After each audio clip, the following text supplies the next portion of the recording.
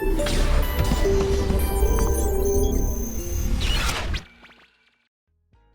outlook, by the time you are budgeting revenue and you are undershooting it, your budget has become a fiction. It's a work of fiction. Reality lies elsewhere.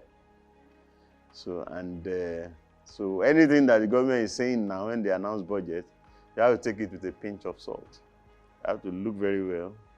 Control of the budget is lost once it cannot be funded in full. He who pays the piper dictates the tune to determine the overall harmony of the music. So when you can't pay the piper, you can't dictate any tune, and the harmony of the music is lost. Funding shortfalls mean budgets get tossed to and fro by the economic conditions they are meant to guide. So our budget is being tossed to and fro by high interest. We can't fund.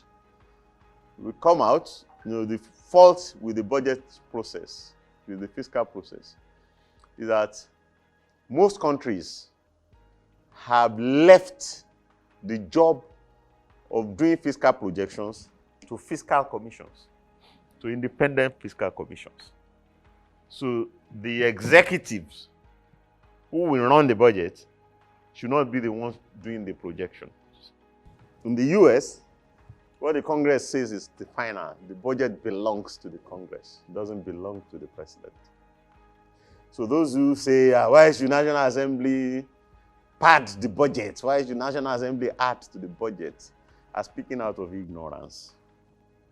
The reason they are voted into parliament, appropriation is a legislative process. The president can veto any legislation, but the National Assembly can overturn the president's veto. And after that, the president has no choice but to carry out the legislation. So the National Assembly is supreme. The National Assembly can impeach a president. They can remove a president from office. The president has no power to dissolve the parliament. So let's get that right. So you can't question the right of the National Assembly to add to spending. They are more representative than the president. They are the direct representatives of Nigerians. President is an indirect representative of Nigerians, as it were. But they represent constituencies, and they should know what Nigeria needs. So that's why if they say this spending needs to be undertaken, they're speaking for Nigerians. And not even the president can stand in their way. However, where our National Assembly is deficient is that they've been more active on adding to spending. They've not been so up and doing in looking for the revenue that will be used to fund those spending. So parliamentary supremacy should work on both. So the National Assembly should be very proactive in passing legislations that unlock revenues. For example, mandating government enterprises to get listed on the stock exchange. That sets some automatic adjustments in motion. As companies approach the stock exchange, they put on their A games. They put on their A games. They are going to recruit the best people, not, which tribe the person comes from will no longer matter. They are going to behave like private companies. They are going to behave like other companies that are listed on the market. And that's where efficiency lies. They are going to open their books. They are going to be transparent. They are not going to be dodging from public scrutiny.